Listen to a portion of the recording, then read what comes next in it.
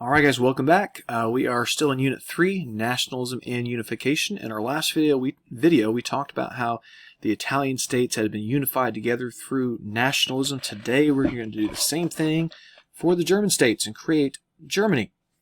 So let's get into the topic. Causes and effects of German unification. Let's go. So, the situation is, before German unification, there was no Germany. There were a bunch of different pieces that made up Germany, different German states, in other words, and the biggest, most powerful of them was going to be the Kingdom of Prussia. So we're going to look at that here in just a second. Here's a map. It's not labeled by, you don't have the names of the different German states, but you can see this patchwork of all kinds of big and also small German states, and that's a big old mess. So how are we going to unify them? Well, we're going to do kind of what Piedmont Sardinia had done with Italy. We're going to use a combination of warfare and diplomacy to unify the German states. So Prussia is going to play the role of kind of like what Sardinia had done with Italian unification. They're going to be the biggest, most powerful piece, and the different German states are going to look to them for leadership. And in this campaign to unify Germany, Prussia's got one big rival, another German-speaking territory called Austria. So the Austrian Empire was ruled by German-speaking people, but it had a bunch of different groups, had all kinds of different nations inside of it. The man who's going to be stitching together Germany will be a larger-than-life figure named Otto von Bismarck. He's almost kind of a George Washington type figure in German history. So let's look at see how he unifies the German states around Prussia to form the nation-state of Germany. So a little bit of background on this guy. He was not a member of the royal family or anything, but he was utterly dedicated to strengthening Prussia. He was a strong Prussian nationalist. And he knew that to strengthen Prussia to its extreme, what they needed to do is unify all those different German states under Prussia to create a Germany that Prussia then would lead. He's a tough, clever, brilliant strategist. Bismarck is, I think his body language alone tells you something about this guy. He's a no-frills, very serious, hardcore kind of guy. He's no fun, but he's also really, really good at what he does. So as Prime Minister of Prussia, he was guided by his political philosophy known as Realpolitik. Realpolitik means the politics of reality. In other words, you do whatever is necessary to accomplish your goals, that the end justifies the means. And what that means is that a good outcome simply excuses any wrongdoing that you may have done to attain that outcome. As Bismarck said, Germany does not look to Prussia's liberalism, but to her power. The great questions of the day are not to be decided by speeches and majority resolutions, but by blood and iron. So this is a guy who is definitely not shy about using military force. He's willing to use whatever is at his disposal to achieve his goal being to strengthen Prussia by unifying the German states around it. So let's look at his use of war. We're going to talk briefly about 3 different wars Bismarck engages in to strengthen Prussia.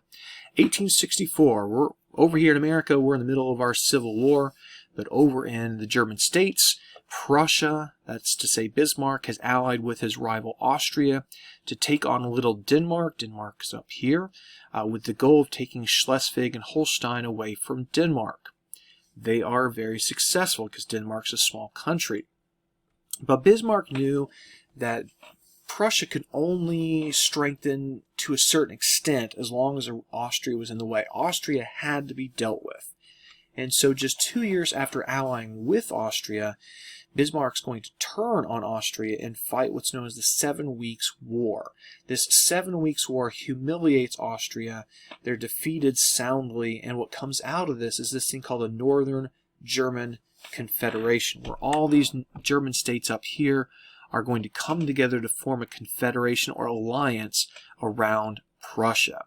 So while Prussia doesn't technically own all these little pieces here, they are allied to Prussia, so Prussia is providing leadership and basically calling the shots for Northern Germany.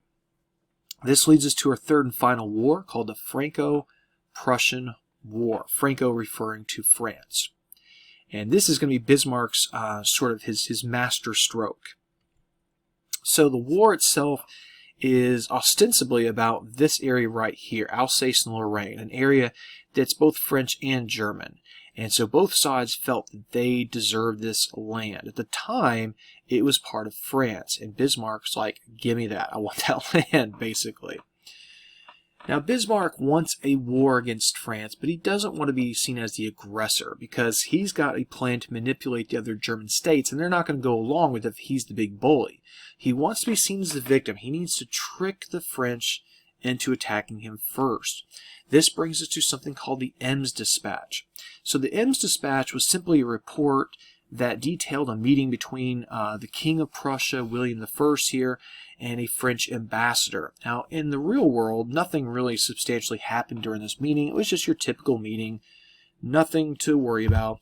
But when it was reported to the newspapers, Bismarck changed it to make it sound as if his boss, the King of Prussia, had insulted the French people, because he knew the French would rise to the bait, and they did. They declared war rather on Prussia because of this dishonor contained in the Ems Dispatch.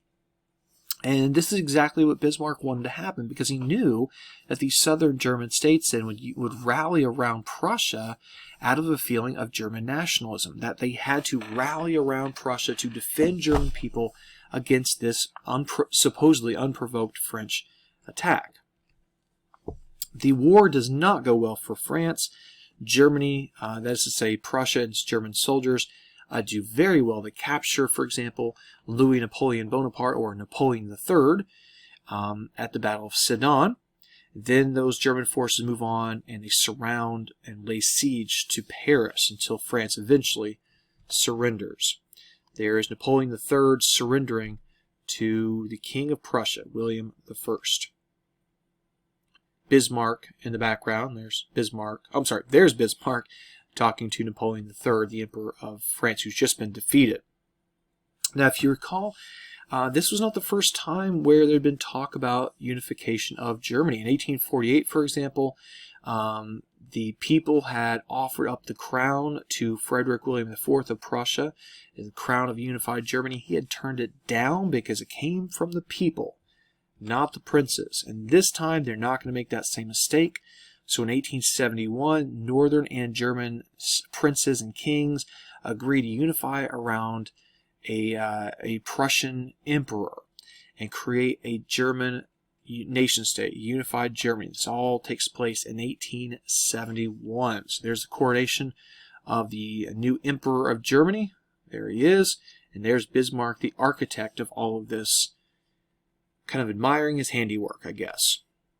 So this new Germany will be an empire. The German word for empire is Reich, and a Reich is led by a Kaiser, an emperor, and the very first one was William I, also known as Wilhelm I in German. Now, not only did France lose the war, they also lost land. The territories of Alsace and Lorraine were given to this new German nation state. This was humiliating for the French, and they desperately wanted to get that land back, which they will after World War I. So when we started today, we had basically a bunch of different German states, Prussia being the biggest, most powerful of them, and then by the end of this, through Realpolitik and warfare, Bismarck had stitched together all the German states into one nation state called the German Reich, or German Empire.